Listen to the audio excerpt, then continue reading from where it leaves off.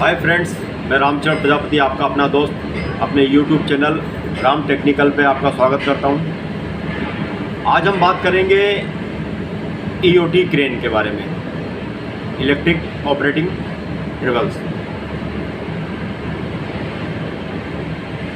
जैसा कि आप स्क्रीन पे देख रहे हैं, जो ईओटी क्रेन होती है उसमें रिवर्स फॉरवर्ड होता है सिस्टम पूरा, साथ में कुछ लिमिट स्विच का इंटरलॉक भी होता है। तो हम बात करेंगे पहले पावर के बारे में कि इसका रिवर्स फॉरवर्ड का जो सिंपल जो रिवर्स फॉरवर्ड स्टार्टर है सेम वैसा के वैसे ही होता है। आपका क्या कहते हैं, होस्ट जो होता है ऊपर नीचे जाने वाला, अप डाउन वाला, फिर क्रॉस ट्रेवल हो गया, उसके बाद लॉन्ग ट्रेवल्स हो गया। ठीक है, ये जो हमारी है, ये जैसा कि आप देख रहे हैं एमसीसी भी है, एमपीसीबी भी कुछ लोग यूज करते हैं, एफएन भी यूज करते हैं, बट आजकल एमसीसी भी ज़्यादा यूज कर रहे हैं। ठीक है, ये जो है अपनी ये एमसीसी भी है। इनपुट सप्लाई हमारी यहाँ आएगी 440 वोल्ट 3 फेज, ठीक है, जो डीएसएल से आती है। उसके बाद हमारा ये जो हमने बनाया एक मेन कॉन्टेक्टर है, पहले सप्लाई इसके अंदर जाएगी, फिर इसके बाद सीधे सप्लाई जो 6 कॉन्टेक्टर है अपने उसमें चली जाएगी। जैसा कि आप देख रहे हैं RYB RYB RYB RYB, और जो 2 कॉन्टेक्टर है, एक अप का है एक डाउन का है, और ये रिले लगी है अपनी। ठीक है, 3 रिले हैं। अप डाउन की मोटर थोड़ी बड़ी होती है, इसलिए उसकी रिले की रेंज थोड़ी ज़्यादा रखनी पड़ती है अपन को। रिले से हमारी ये मोटर है 3, इसमें जो लॉन्ग ट्रेवल से उसमें 2 मोटर है। ठीक है, अगर ये कॉन्टेक्टर आपका ऑपरेट होगा तो मोटर एक डायरेक्शन में, अब ये होस्ट की बात करते हैं। अभी सपोज माना ये मोटर कॉन्टेक्टर ऑपरेट हुआ तो मोटर हमारी ऐसे घूमेगी। ठीक है, अगर ये वाला कॉन्टेक्टर ऑपरेट हुआ तो मोटर हमारी उल्टी घूम जाएगी, जिसको आप ये डाउन बोलते हैं। फिर जब ये अपना क्रॉस ट्रेवल है, इसमें भी सिंगल होती है मोटर। ये हम बात कर रहे हैं सिंगल गार्डर की, जो जनरली रोलिंग मिल में ये क्रेन होती है। अभी तो डबल गार्डर वाले भी लगा दिए, जैसे 5 टन की हुई, 10 टन की हुई, क्योंकि रोलिंग मिल में जनरली रोल चेंज होता है, थोड़ा मोटा छोटा सामान उठाने का होता है, गियर बॉक्स, ये सब के लिए तो हेवी क्रेन नहीं लगाते हैं, बट अब हेवी क्रेन लोडिंग के हिसाब से लगाना चालू कर दी है। ठीक है ना। अब ये जो हमारा क्रॉस ट्रेवल है, अगर ये वाला कॉन्टेक्टर हमारा ऑन हुआ, ये वाला, तो देखिए मोटर राइट डायरेक्शन में घूमेगी। फिर हमारा जब ये वाला कॉन्टेक्टर ऑन होगा, ये वाला, तो मोटर उल्टी घूम जाएगी। ठीक है ना, मतलब आपका रिवर्स। सेम ये जो है हमारा लॉन्ग ट्रेवल्स का, जब ये वाला कॉन्टेक्टर ऑपरेट होगा तो दोनों मोटर घूमेगी हमारी। ठीक है, जब हमारा ये वाला कॉन्टेक्टर ऑपरेट होगा तो मोटर हमारी उल्टी घूम जाएगी। ठीक है, कुछ लोग इसमें डबल रिले भी लगाते हैं, कुछ लोग सिंगल भी लगाते हैं, वो आपके ऊपर डिपेंड करता है बॉस। अगर डबल लगाएंगे रिले दोनों में, मोटर के लिए अलग अलग, तो बेटर है। कॉन्टेक्टर एक ही रहेगा बट रिले अलग अलग रहेगी। ठीक, अब बात करते हैं हम कंट्रोल वायरिंग पे, कि होस्ट में कौन सा लिमिट स्विच लगाते हैं, क्रॉस में कौन सा लगाते हैं, लॉन्ग में कौन सा लगाते हैं। ठीक है ना, तो आगे बढ़ते हैं। तो दोस्तों, जैसा कि आप देख रहे हैं कंट्रोल सप्लाई हमारा, ये हमारा ट्रांसफार्मर का इनपुट है 440 वोल्ट आर और बी फेस एमसीबी के थ्रू ट्रांसफार्मर में गया है, और ट्रांसफार्मर का आउटपुट जो है वो 110 है, जैसा कि ऊपर देख रहे हैं 110 वोल्ट है। ठीक है,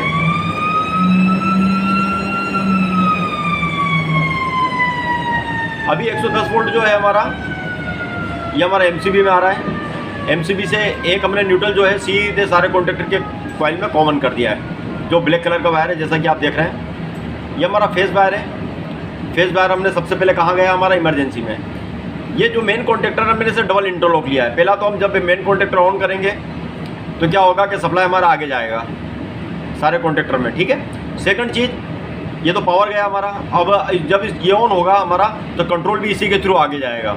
जैसे हमने इसको ऑन करा तो हमारा एनओ क्या बन जाएगा, एनसी बन जाएगा, और कंट्रोल सप्लाई हमारी आगे चली जाएगी। ठीक है, अब ये देखेंगे, ये हमारा मेन होस्ट का डायग्राम है, यहाँ से यहाँ तक मेन होस्ट है ये। अब मेन होस्ट में क्या है, ये हमारा सबसे पहले OLR ओवरलोड रिले। ठीक है, ओवरलोड रिले का एनसी लिया है, फिर दो जो हमारा जो हमने डबल इंटरलॉक यहाँ पे भी लिया है पुश बटन पे, ये एनसी है और ये एनओ है।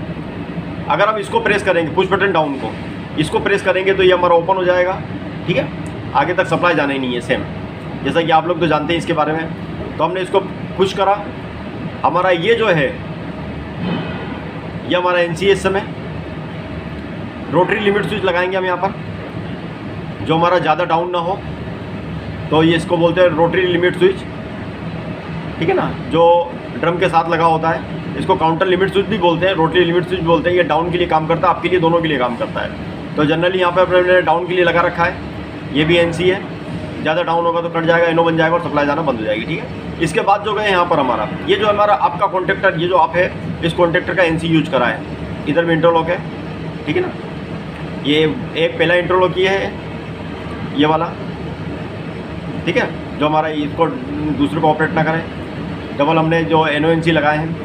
और दूसरा इंटरलॉक क्या है हमारा, कॉन्टेक्टर का एनसी यूज करा है, ठीक है। और सीधे हमारा जो डाउन वाले कॉन्टेक्टर में सप्लाई चलेगी। सपोज माना हमारा डाउन हो रहा है, कॉन्टेक्टर डाउन वाला ऑन है, ठीक है।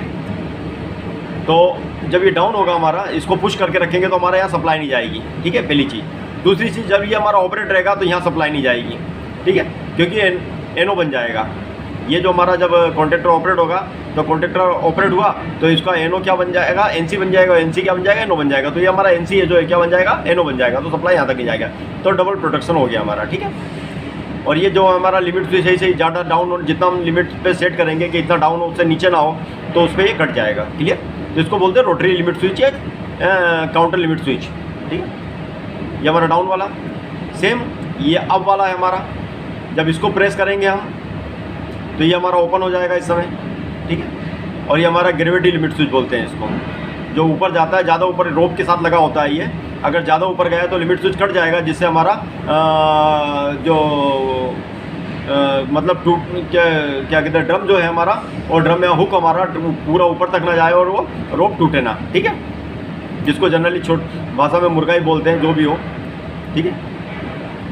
अभी ये जो हमारा डाउन वाला है, अगर ये कॉन्टेक्टर ऑपरेट है तो हमारी सप्लाई यहाँ नहीं जाएगी, लेकिन जब हमारा ये कॉन्टेक्टर ऑपरेट है तभी जाके ये ऑपरेट होगा, ठीक है। तो एक ही समय में दोनों अप डाउन के कॉन्टेक्टर ऑपरेट ना हो, इसकी सेफ्टी के लिए हमने इंटरलॉक लिए, डबल इंटरलॉक। पहला इंटरलॉक ये और दूसरा वाला ये, ठीक है। अगर दोनों एक साथ ऑपरेट हुए तो क्या होगा, ब्लास्ट होगा, कॉन्टेक्टर ख़राब हो जाएगा, एमसीजी भी ख़राब हो सकती है हमारी, ठीक है।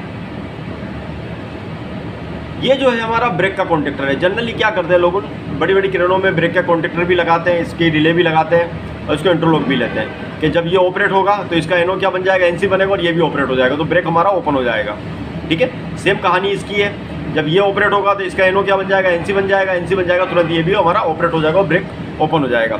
लेकिन छोटी क्रेनों में क्या करते हैं कि जो ब्रेक का है, ब्रेक को सप्लाई मोटर के थ्रू दे देते 3 फेज, कि मोटर को सप्लाई आई, मोटर के साथ ही जब ब्रेक भी ऑपरेट हो जाएगा, ठीक है। ये आपके ऊपर डिपेंड करता है आप कैसे कनेक्शन करना चाहेंगे।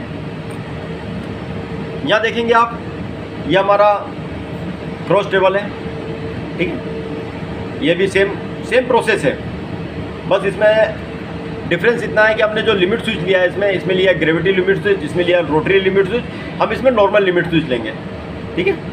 जो लास्ट तक जाएगा तो हमारा कट जाएगा ये दोनों में। बाकी प्रोसेस सबका तीनों का सेम ही है, बस इसमें लिमिट स्विच का डिफरेंस है। ये हमारा overload relay, same push button में डबल इंटरलॉक, ये भी हमारा इंटरलॉक है अप डाउन के लिए, साउथ और नॉर्थ के लिए, ठीक है। फिर लिमिट स्विच हमारा दोनों एक समय में एक ही ऑपरेट हो, ठीक है। जैसे आगे साउथ में गया तो हमारा क्या होगा कि लिमिट स्विच कट जाएगा और हमारा कॉन्टेक्टर ऑफ हो जाएगा, ठीक है, सप्लाई जाना बंद हो जाएगी। सेम इसका साउथ का नॉर्थ में, नॉर्थ का साउथ में हमने इंटरलॉक लिया है कॉन्टेक्टर का। ये हमारा नॉर्थ वाला कॉन्टेक्टर है, इसके लिए इसका एनसी हमने कहाँ यूज करा, साउथ में यूज करा, साउथ का एनसी हमने कहाँ का यूज करा, नॉर्थ में करा, ठीक है। क्लियर है ना। अभी ये जो ब्रेक का कॉन्टेक्टर सेम है, ये जब ऑपरेट होगा तो हमारा ब्रेक का कॉन्टेक्टर क्या है, ये कॉन्टेक्टर एनसी बन जाएगा, ये ऑपरेट होगा तो एनसी बनेगा, एनसी बनेगा तो हमारे ब्रेक के कॉन्टेक्टर को सप्लाई आ जाएगी। क्लियर, इतना आपको क्लियर हुआ होगा।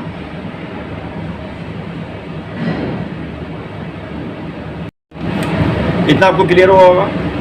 अभी हम देखेंगे ईस्ट वेस्ट लॉन्ग ट्रेवल जिसको बोलते हैं। ईस्ट और वेस्ट वाला। तो ये भी OLR है, ये पुश बटन है अपना, ठीक है, डबल NC वाला, डबल एक NO एक NC। जब ये ऑपरेट होगा तो ये ओपन हो जाएगा, जब ये ऑपरेट होगा NC बनेगा तो ये NO बन जाएगा, ठीक है। दोनों इसमें भी लिमिट स्विच लगा हुआ है। फिर ये ईस्ट वेस्ट का हमने ये जो हमारा वेस्ट है, वेस्ट का हमने NO यूज़ करा है। ये ईस्ट है, ईस्ट का इस कॉन्टिनेंटर का हमने NO यूज़ करा है, ठीक है। और ये वेस्ट वाला इंटरलॉकिंग, ये वेस्ट वाला NC इसमें यूज़ करा है, ईस्ट वाला NC इसमें यूज़ करा है। जब हमारा ये कॉन्टेक्टर ऑपरेट होगा तो सेम ये वाला NO बन जाएगा। जब हम इसको पुश करके रखेंगे तो दो कंडीशन है, पहले हमारा NO जाएगा, सप्लाई हमारी जाएगी नहीं आगे, ठीक है। दूसरी चीज़ ये जो है हमारा, ये भी हमारा कॉन्टेक्टर जब ओपन क्या कहते हैं क्लोज होगा तो ये ओपन हो जाएगा, NO बन जाएगा, तो यहाँ तक सप्लाई नहीं जाएगी, मतलब सप्लाई आ जाना यहाँ से ही बंद हो जाएगा। फिर भी हमने डबल इंटरलॉकिंग कर रखा है, ठीक है। कुछ लोग ये यूज़ नहीं करते हैं डबल इंटरलॉकिंग पुश बटन के लिए, तो ये अपन अपना जो कॉन्टेक्टर का NC यूज कर लेते हैं। बट मैं डबल सेफ्टी लेता हूँ कि केस कुछ भी हो, दोनों में से कुछ तो काम करे कभी, ठीक है ना। कभी कभी NC ख़राब हो जाता है तो उस पीरियड में हमारा कॉन्टेक्टर का NC यूज करेंगे हम, ताकि हमारा उसमें प्रॉब्लम ना आए, ठीक है। बाकी इसमें कुछ नहीं है दोस्तों, यही अपना क्या कहते हैं नॉर्थ साउथ और क्या कहते हैं अप डाउन वाला होस्ट लॉन्ग और क्रॉस टेबल में बस इतने इंटरलॉकिंग है। अगर इसमें कुछ डाउट हो तो प्लीज़ कमेंट करें। आप चाहें तो कुछ लोग लगाते भी, आप भी चाहें तो मोटर के साथ ही ब्रेक का कॉन्टेक्टर ब्रेक की सप्लाई दे सकते हैं कि जब मोटर ऑन हो तो ब्रेक भी अपना ऑपरेट हो जाए, कॉन्टेक्टर की ज़रूरत नहीं पड़ेगी, ठीक है ना। इसलिए मैंने पावर वायरिंग में कॉन्टेक्टर को यूज नहीं करा है, ब्रेक के कॉन्टेक्टर को, ठीक है ना। और अगर लगाते हैं ब्रेक का कॉन्टेक्टर तो बहुत अच्छी बात है। इसके साथ आपको रिले भी लगानी पड़ेगी, रिले के साथ आपको जो मेन कॉन्टेक्टर की रिले है, सॉरी जो अपना ये जो होस्ट है या ईस्ट है, जो भी जिस कॉन्टेक्टर की रिले है और ब्रेक के कॉन्टेक्टर की रिले को अपन को सप्लाई को सीरीज में करना पड़ेगा। या मतलब अपना डबल या एक और NC यूज होगा जो कि अपना ब्रेक के कॉन्टेक्टर का होगा। अगर कुछ भी ट्रिप होता है तो हमारा ऑन ही ना हो, ठीक है। आशा करता हूँ ये चैप्टर आपको समझ में आया होगा, क्योंकि मैंने क्रेन का कॉन्सेप्ट क्लियर करने की कोशिश करी है आपके सामने। तो दोस्तों ये वीडियो आपको कैसा लगा प्लीज़ कमेंट करें, लाइक करें, सब्सक्राइब करें, क्योंकि इतने वीडियो बनने के बाद भी सब्सक्राइबर बढ़ नहीं रहे हैं बॉस। हो सकता है मेरे वीडियो में कुछ कमी हो, अगर कुछ कमी लगती है आपको तो प्लीज़ कमेंट करें और मुझे सुझाव देने की कृपा करें। थैंक यू, धन्यवाद। मिलते हैं नेक्स्ट वीडियो में।